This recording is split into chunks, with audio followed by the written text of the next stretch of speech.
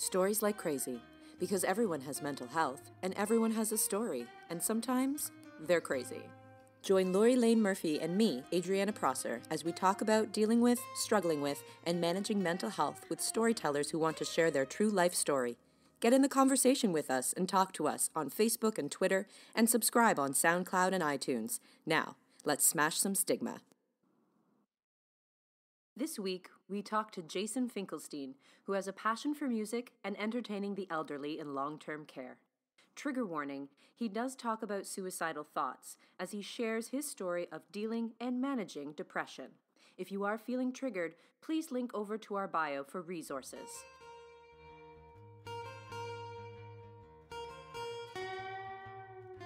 I'm 40, and I'm privileged to have gotten here.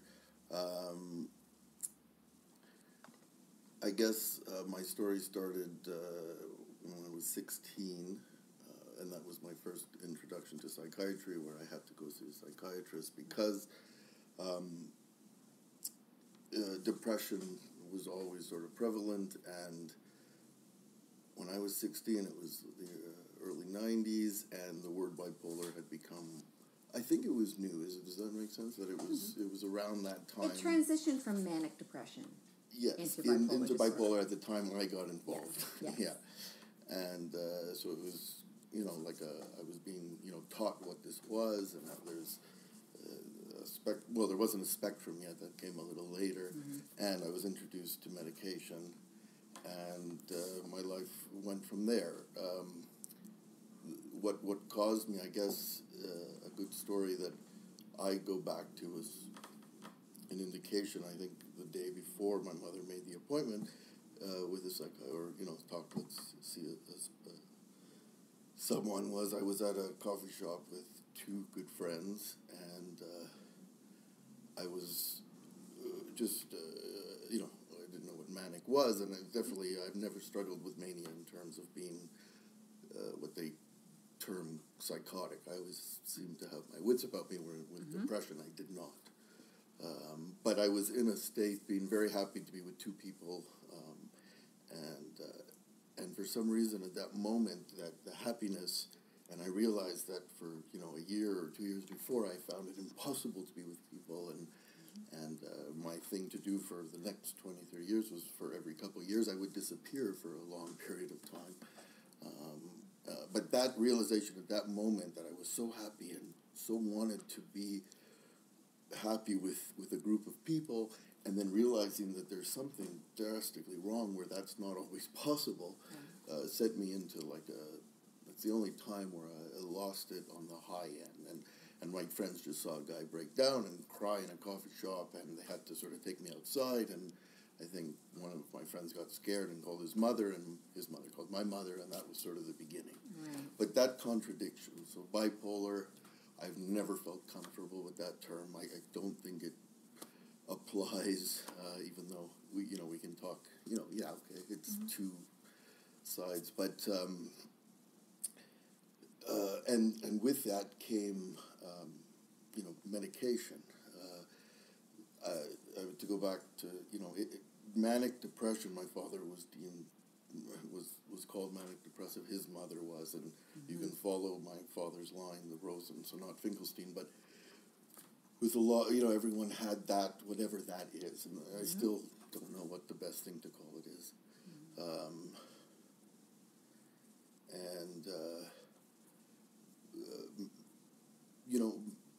I read an article that I found on your Facebook page, how we seem to have depression wrong.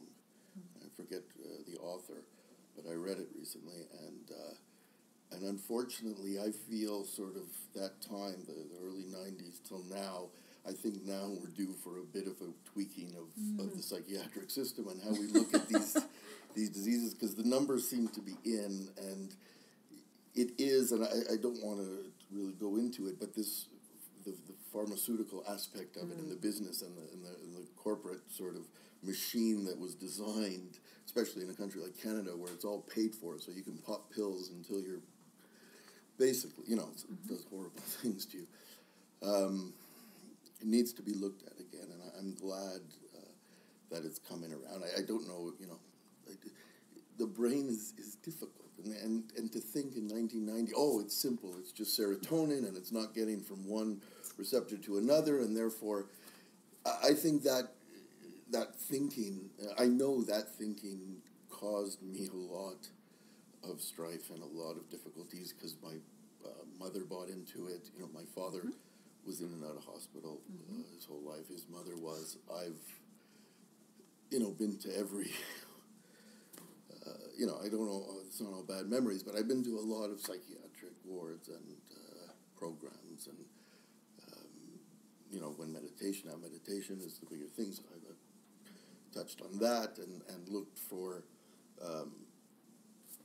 ways of dealing with it, because as you can tell, and as you probably know, like, these disruptions in your life that last for, like, my last one, which ended a year ago, was for many years of not working, and I'd managed to become a husband and a father, but that doesn't, it's difficult, it's amazing, and I'm happy that happened. It's not easy, though. No, it's crazy, and you never realize how people deal with it. Like, I always thought that I did everyone a favor, that I didn't allow them the chance to come into that world, because who wants to be in that world? It's a dark, awful, when I did my comedy set, the main topic became suicide, because I have spent most of my life trying to kill myself. Yeah. And if you got to know me, I know I sound pretty dry right now, but I'm not that, I'm a very, I was like there's a lust for life, there's a fascination with life, there's a curiosity to life, there's a love of fun and most importantly, music, which, has gotten me through everything. But it also becomes your worst enemy, because whatever you love, when you can't, when your brain doesn't work, it becomes an enemy, and that's hard. Now, I can't go into detail of, like, why a year ago it ended, but, and when I say that, I mean, like, what I found that switched my brain, right? Like when they started with Prozac and then Paxil, and then, I went on all the antidepressants and then all the antipsychotics, and now it got to the point where psychiatrists print out a report, say, read this, if you want to try it, I'll prescribe it for you. And they have no, and it turns out it's like a Parkinsonian medication. They're just willing to do anything, and that's scary. But anyways, where was I going with that? Just... About a year ago, you said? Yeah, that it came off. So I found my drug of choice. Now, I don't want to talk about it. I just want people to know not to give up. There is one out there that works for you.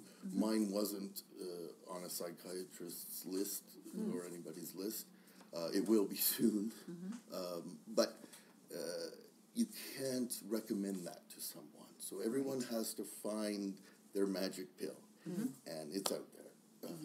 Now, I'm almost a year. I told my doctor I'm waiting 3 years before I talk about that thing, because I had a lot of work to do once my brain switched on. Sure. And that's the part I want to share, is the work I did once I had the ability to look you in the eye. Because, right, when that happened, this kind of conversation is not only impossible, it's detrimental to my health, right? Like, it doesn't work. It wouldn't have happened. It wouldn't have happened. And when I went to groups, let's say, which will bring me to my next, to groups, they weren't helpful because I wasn't there. Now, in saying that, I remembered on the way here, why I'm here today is because my brother and even my mother, when I was like that, and I listened to both your stories, you know what that's about, just being off the grid in more ways than one. They still, every once in a while, like my mother took me to the art gallery just to look around. I remember not feeling anything and how awful that was, but she tried. My brother took me to Young and England, to MDAO, to a bipolar group, and, I remember hating it and not being able to tell what I wanted to tell anyways. But at that meeting, somebody mentioned Oasis, which is an employment agency for people with addiction and mental health, and it put a note, so my brain was able to remember that. And then months or a year later, whatever, when I was ready, I had had that in my hat. And that particular, and I had a few things, right, because got me there and then spiraled into, for me, one of the most productive years I've ever had, and one that I'm most proud of, let's say. And that's why I keep telling people I'm 40, because, like, I'm 40 and it's damn good. And I always knew getting older, even though I tried to kill myself my whole life, I liked being around elderly, and I liked experience and knowledge and that. But, yeah, so don't... yeah. So once you find your pill, and it could be a psychiatric medication, I would love to have that conversation, because I think it should be kind of an angry conversation, but when you find what keeps you going and the work starts, I'm trying to give a message of hope there. I hear it. Okay. For sure. I hear it completely. And so much of what you're saying, I'm like your soul sister, because the thing that you said, Jason, that I don't know that I've actually ever heard anybody say before is you could be in the pit of depression, but you have a lust for life. You're fun, you're curious, you're actually upbeat, positive, all of these things, and your brain is not allowing you to do these things or to enjoy these things. And that, for me, now I'm happy to say I'll be 50 in April. Nice. And I didn't think, the same as you, wow, to get to that point, because you're always kind of battling yourself. And I know people say that a lot about certain things in life, but you truly, your own mind is fighting against you. And in this case, it's for your life. Yes. Which is, like, insane, because we don't think in those terms in this culture. Like, exactly. It's like, well, what do you want to do that for? Like, you should be grateful. We were talking about in our previous episode about ticking boxes. Like, you have all of this great stuff. Because that's still the difficulty around the mental illness conversation is, can't you just be well? Can't you just stop being so sad? And there's all kinds of different descriptors when we talk about depression and all of that. Now, I have a bipolar disorder diagnosis, and so whatever it is that I do to manage that, and coming back to what you were saying earlier, your pill might not be a pill at all, but whatever your solution is, or whatever, in my case, it's making peace with the fact that my illness is chronic.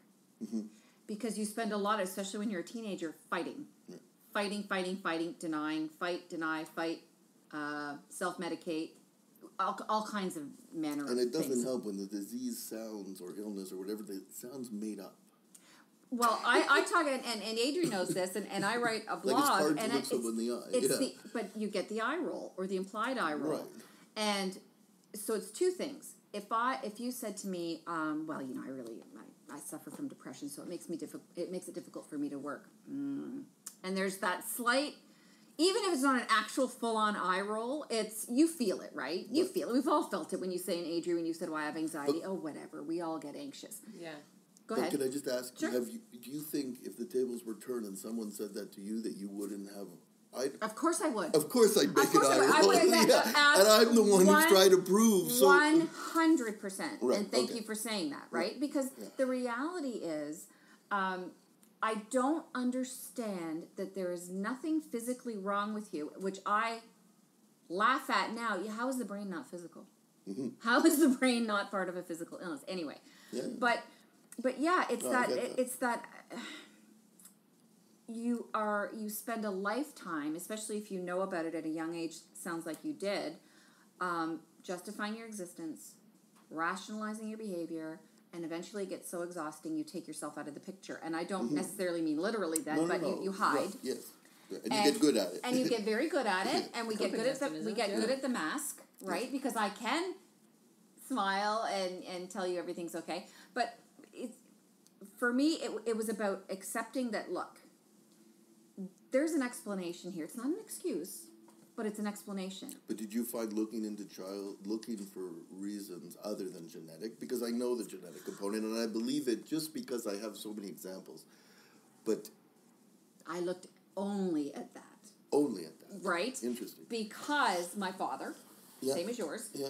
And for me, it was one of two things. Either I looked at, well, there's a genetic component. There's nothing my dad used to say, I'm very sorry to give you my bad blood. I have 2 kids. I don't want to have that. Right, and it's devastating. However, I'm okay, and it's no one's fault, and there's a lot of good that comes. Of course, and Adrian and I have this conversation all the time. We are so fucking empathetic, aren't we? Yeah. I cry for like every. Yes, but you are so empathetic. But it's to a fault. Sometimes. Because you feel everything. I feel and now that I'm better and I go out into the world and I see it is a horrible, mean, awful place. It can be. It's not. No, you're talking to the choir. I know. I know. But I also know that it's like without a mental illness, this world is hard. Yes. And this climate that we're in right now is hard. Specifically. So, I always look to white privilege and the idea that, okay, at least I'm not black. And I say it as a joke, meaning that these people have to get up every day and the cards are stacked against them. And it's just in the system. So there's no hope. Where, as a guy with a mental illness, also, I kind of feel like, man, it's hard for this guy. For me, it's impossible then. Right. And you get stuck in that thought pattern too, right? Yeah. So then when I broke out of it, I found my magic pill. I did the, sleep, exercise, and diet will do wonders for anyone with mental illness. So I do that, and I go out in the world, and I get beat up and punched in, everywhere I go, and I go, wow, it's not easy. Even when you have the answer, like I think I do now, it's not easy. It's not easy because you have an illness. And I think that but that illness, that empathy is part. That was my point. The empathy is part of my illness. It drains you quicker. You're absolutely right. Like the homeless kills me. Yeah. Where I go and do volunteer because I talked about it my whole life, but I never did it because we're too busy living our lives. So I finally go out, and it kills me. And I think it's something, because this is something I struggle with, is that I'm too empathetic, and like you said, to a fault. And that I have the personality of a fixer. Like, that I need to fix things for you. I need to know that you're okay. And a bit ego, where I think I can. And there's which is a problem. Yeah. That's very true. It's that superhero complex that I have. Where's my cape? Where's my cape? And sometimes it strangles me. Yeah. Right? Yeah. And that I'm learning through therapy that it is a joy and it is a skill for people to be empathetic, but boundaries, which is a new word for me. Good for you. Boundaries and self-care in the way that magazines are not talking about, because the magazines are like go get a manicure, pedicure, it'll make you feel good, and it's like that's not self-care. Self-care is understanding your boundaries, understanding when, like for me, when to like the Charlie Brown, the therapist is in, the doctor's in, knowing when to flip it and not to feel guilty when I flip and say the doctor's not in, right? Because, again, as somebody who is a mental health advocate, who goes out and does workshops in Suicide Alert and is an active suicide intervention person, that I need to learn, and I'm working through it, and I feel like, again, I'm preaching to the choir, how to not feel guilty when I say I'm depleted and I need to restore and to put the doctors out. Yes.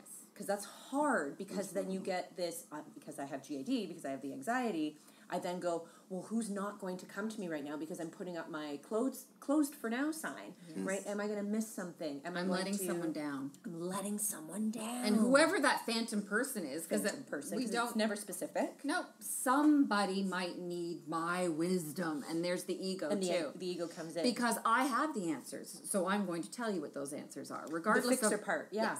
Yeah, and it's a fine balance of me trying to figure out that you cannot be like the give, the ego, the give part of that makes me feel good, but it depletes as much as it restores, right? And that you do need to, like, again, I think in video games where it's like, I go and I go and I go and I got all of these like experience points, but my HP, my health points are so freaking low because I've been focusing on the XP. Like I've been focused on the experience and getting out there and doing good. That I'm not like that. I keep like video game. Do you want to continue? Because I keep dying out because I keep hitting the low point, right? Yep. And I just want to go, but I keep coming back. I keep getting coming back to that level with like 1 heart out of 10. Right, and I keep pushing it because I just want to push through that level and I just want to hit that XP. Meanwhile, I just need to hit an inn, get a potion, kick back. My son would understand better. I know. I have no idea what you're saying. But I do get it. I played Zelda with my kid. I wanted to show him Nintendo, and I can see it now. What you're saying? Like you want to climb that mountain, but your XP points are saying, buddy, you only have so much health points. Right. Where you need to go one step at a time. Right. Where now, so I'm at a place where, like, I've been okay for almost a year now. That's awesome. Because I'm able to say, okay, boundaries. Step back. You only have 1 heart. Go easy. Yes. And let go a bit. And even saying, and you have kids, and I have kids, and for me, it's finally allowing myself that if I don't get as well as I can be, I'm not going to be able to help him. Right. And it sounds so cliche, but it really is true. No, I remember being at CAMH like as an inpatient, and the one of the nurses said like, well, so your sons will keep you alive, right? You tell me you're not going to kill yourself because they're alive. And she said, isn't that great? One day you'll be able to tell your kids like, you saved my life. And it sounded really like, shut up, I don't know what the fuck. It's kind of twisted. Yeah. But it's true. They gave me a strength. Suicide is a topic like unto itself, but they did give me this, and I remember being angry at them for it because I used to have suicide as my comfort food. The idea that I could get out was enough. Okay, I'll keep going. I have a choice. Yeah, I have a choice, even though cowardice comes into play because death is right. Yeah. But it was comforting, and they took that away. It was gone. Now I can't kill myself. Now I have to live this existence where I feel everything. I think that's such an amazing point that you just made, because I always felt that. I love that you said comfort food, because there was something I could be having a really awful day and just go, it's okay, I can always die. Yeah. It's was true. wonderful. It's a terrible, but it's true. But you almost felt like you're getting into a warm bath, right? And you're just going, this is fine. Yeah. And then what prompted me, because I was diagnosed at 19 with depression. I've been sick my whole life, but I've only found out about the bipolar 2 years ago. Yeah. And the reason I went for reassessment, we'll call it, is because it's all really the same thing.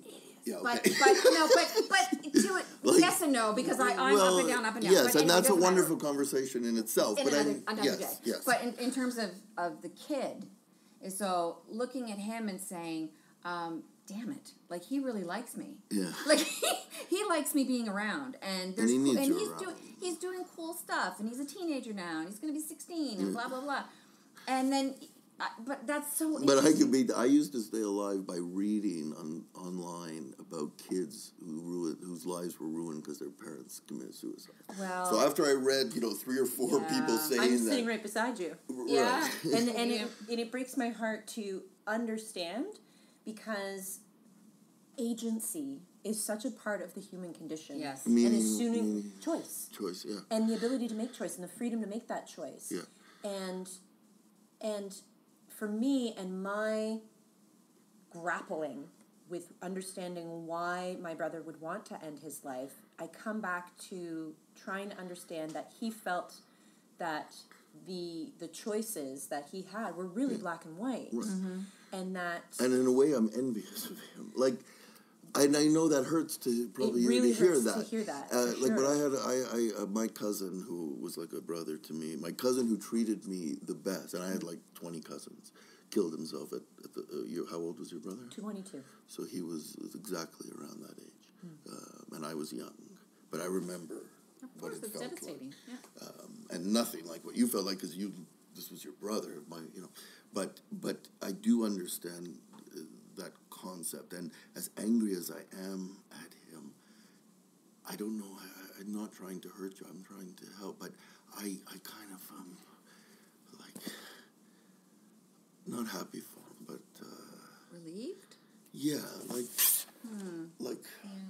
And I'm coming to terms with the idea that he didn't want to die. No, of course. It's that he didn't want to live that life he had. Yeah.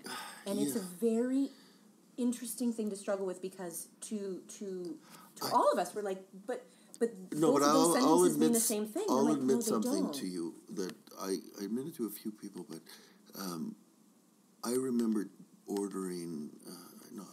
I remember trying to kill myself and thinking I succeeded, meaning I did everything I had to do finally right. Right. And this is dangerous. But I remember a peace that came over me. Yeah. Now, waking up in an ICU was probably the opposite of that peace. Sure. And I'm happy to be alive. But that was... But you know... But there's something really about whatever bipolar depression is, that existence, like, I guess, like, because I am angry at my cousin. He was fun, and he was cool, and he liked me. and he had no reason to. No other, you know, it was not like cousins you saw. He actually went out of his way to take me and buy me shit and do stuff. And, yeah, how could he do that? But I know the last, 20 years of my life, I wouldn't wish on anybody. And if I would have succeeded before I had kids... Well, and then it becomes sort of, this conversation wouldn't be happening, and in a, right, and that's not good. Yeah, but when my husband attempted, and I found him, and I know that story. Yeah, right, but I'm hearing what both of you are saying, because as a person who found him, got the ambulance, got him to the hospital. He was almost dead several times on the table. They had to defibrillate him a couple of times. And he'll even tell the story, because he never minds talking about it, provided it's not like a creep show story, like, tell us about how you... It's like, I want to understand, right? Yeah. And he will always say, as much as he... I'll say it, worships me, worships our family, embraces our life.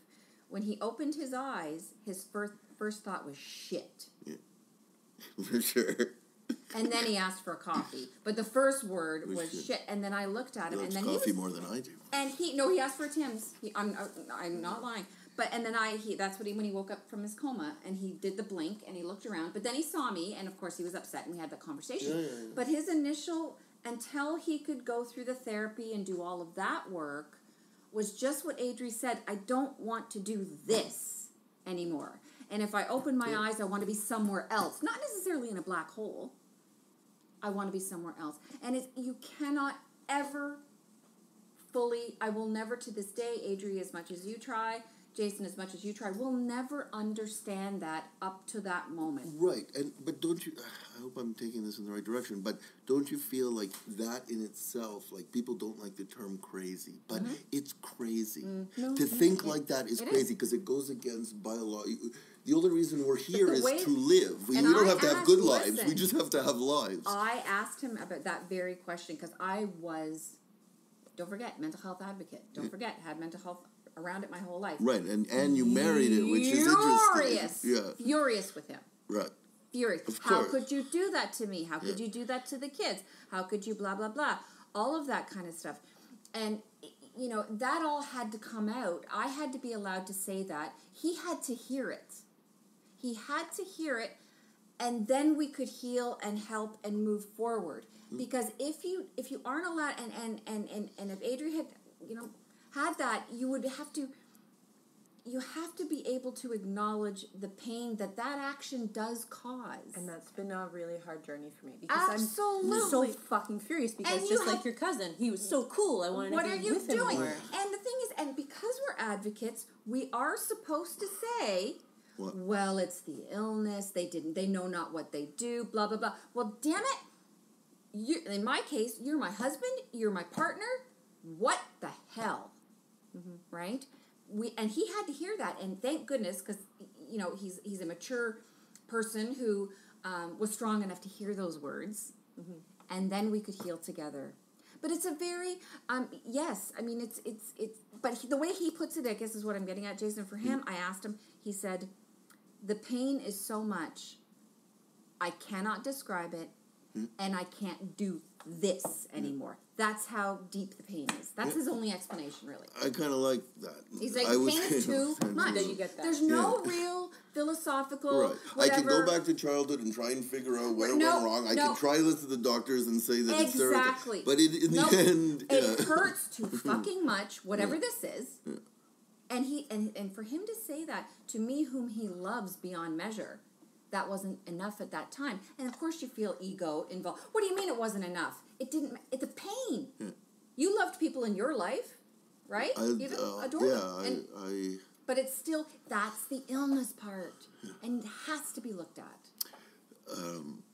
And that maybe to bring it to the genetic sort of, so what's that, nurture and nature discussion, because I was thinking about this on the way down here. The thing I go back to, and I would want to say this because if someone listening did have a similar experience, I would love, because I did spend time, right, with therapists trying to figure out, because you know, living with illness and then also living in it and being, part of that develops a lot of things. But my thing was, as a young kid, I would, so like starting, I remember as early as nursery or kindergarten, I went to a Hebrew day school, and I would, it was time to go to school, and I would hide. And then when they found me, it always became a physical struggle. So here's this kid just saying, no, I'm not going, where it became a pull and pull, to the point where I think the two craziest times were, like, I'd be put into the office where these secretaries would have to sort of stand in front of a door because this kid was going to get out. Yeah. Wow. So one time I opened the principal, and the principal, he didn't know what to do. He would say, like, I'll give you baseball cards, will you stay in your desk and not move? Like, and he would give me, like, all the kids' stuff he took away from other kids, bribing me. He went out of his office, I opened his window, jumped out, ran to a park, went into a slide, and I just remember feeling calm in that slide. I also didn't stay there very long and walked home, and it was probably pretty dangerous because I was 5 or 6 at the most, walking, in dollar days or more in Quebec.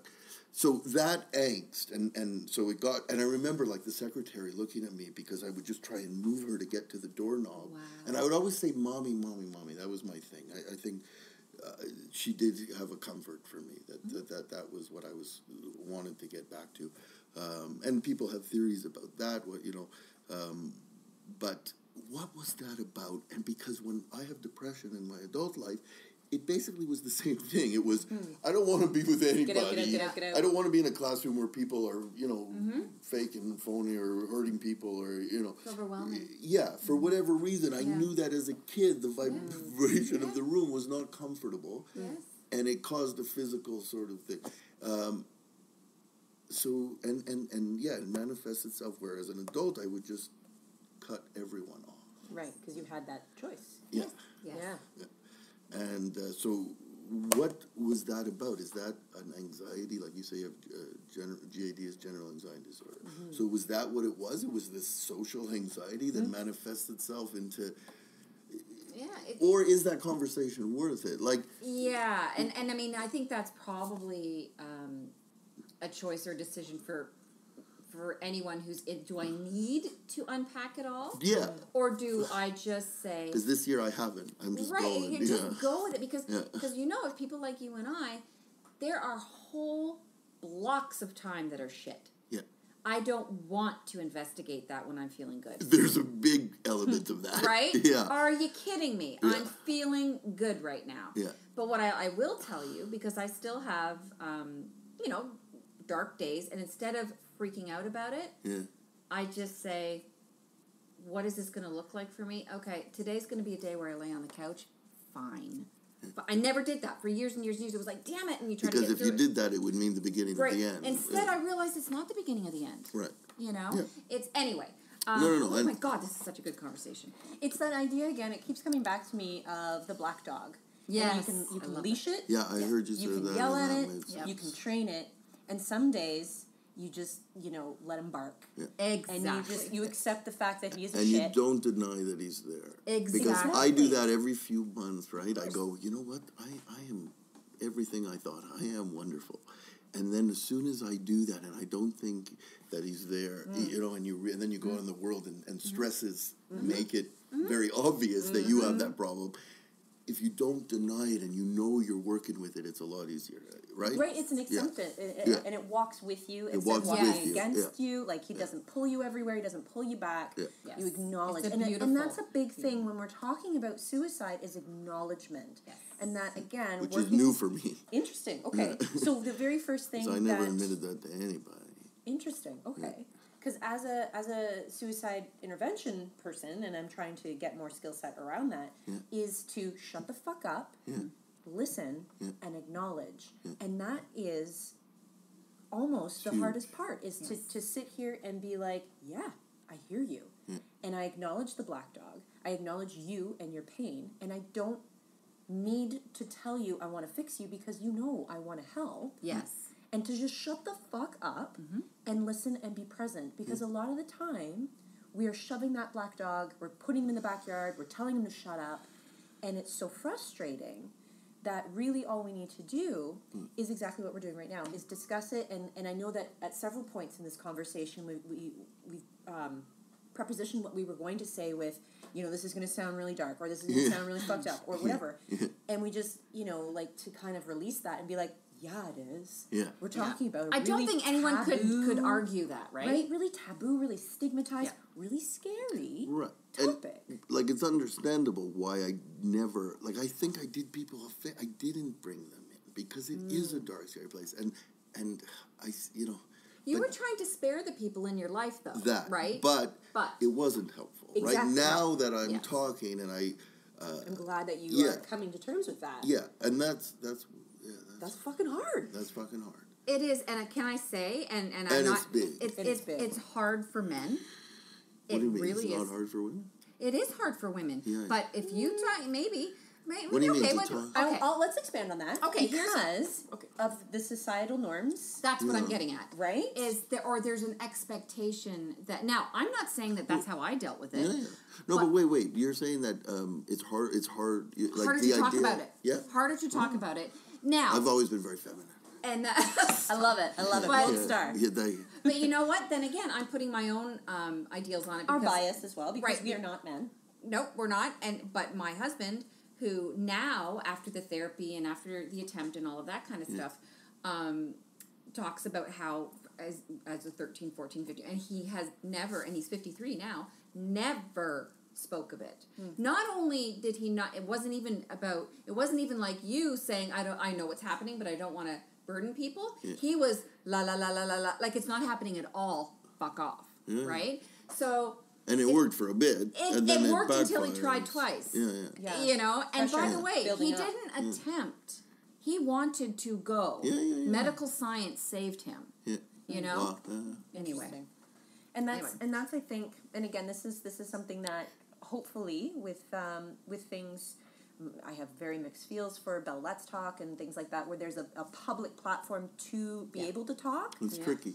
It is a very tricky thing, but we're starting to build towards an inclusive society where anybody, gender bias aside and whatnot, can say, I am feeling feels.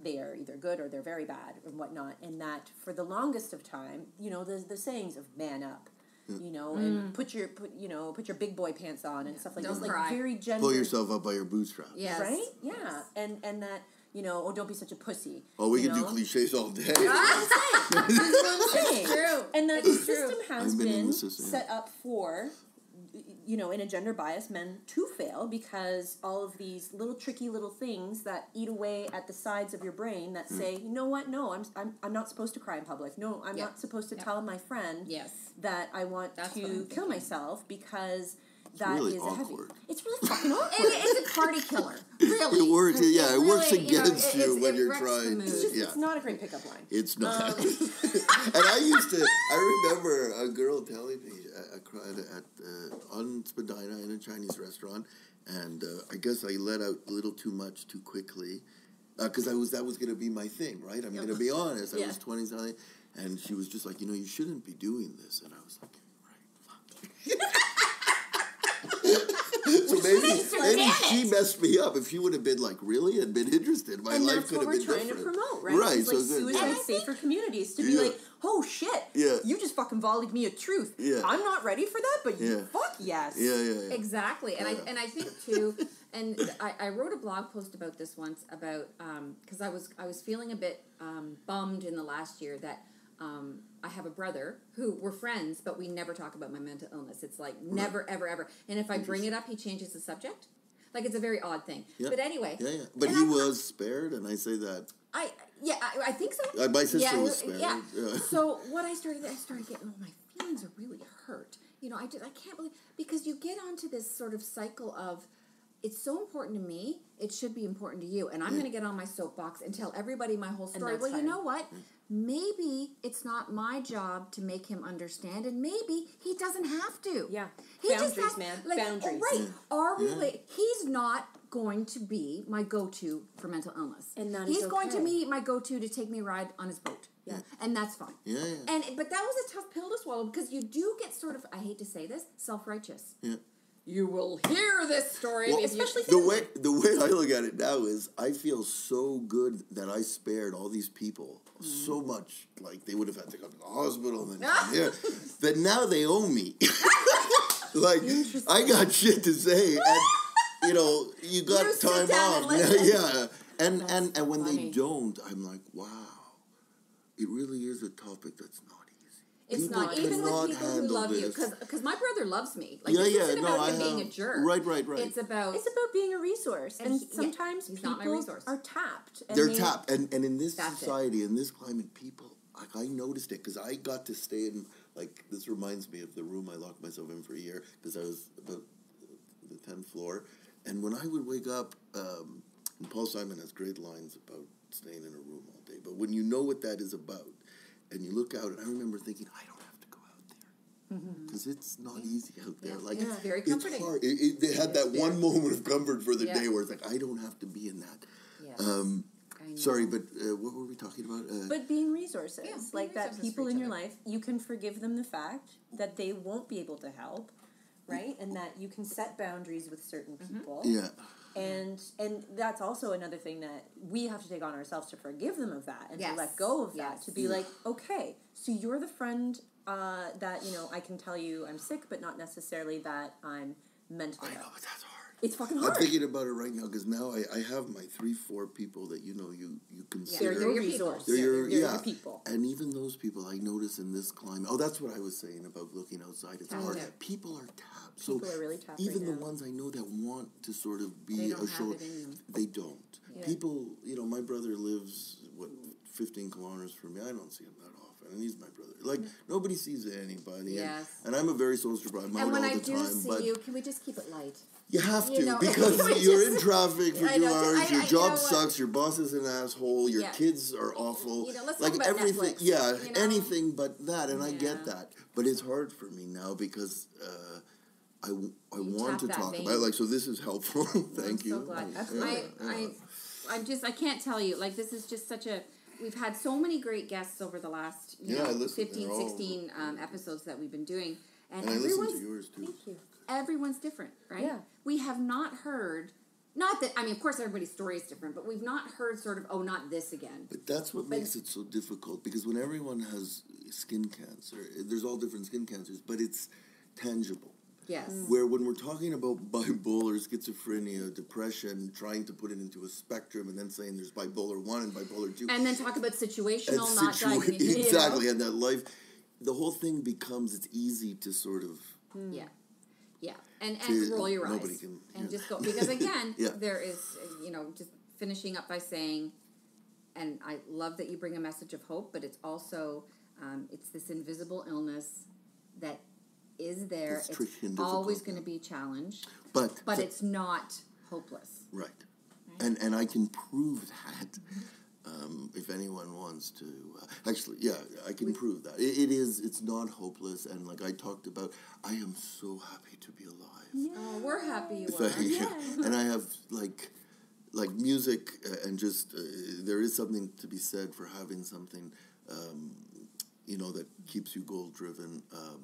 But like, don't give up, because like I'm 40, I started at 16, and I've given up every step of the way, and luckily I'm still here. Yes. And I learned stuff in the past year from, just taking, and it's gotten me through, and it's giving me like so much joy, let's put it at that. So if you're in your worst possible state right now, don't expect tomorrow to be any better. I could even tell you maybe next year won't be so good, but if you keep looking, and even when your brain doesn't work, just be open, try and remember things, look for advice, maybe not directed directly at you, maybe it's directed at someone else, and you can just hold on to it, because when you do figure it out, life gets pretty sweet. And even the mental illness, like you talked about that, about there's positive aspects of all this that we can talk about for an hour too. It does give you an ability to be empathetic and an ability to really love stuff. That's beautiful. Thank you. Thank you so much. Thank you, guys. That's great. Thanks for listening. If you want to join the conversation, and we hope you do, come find us on Twitter and Facebook. And you can subscribe to us on iTunes and SoundCloud. That's it, Stigma Fighters. And remember, your story isn't over yet, and we want to hear it.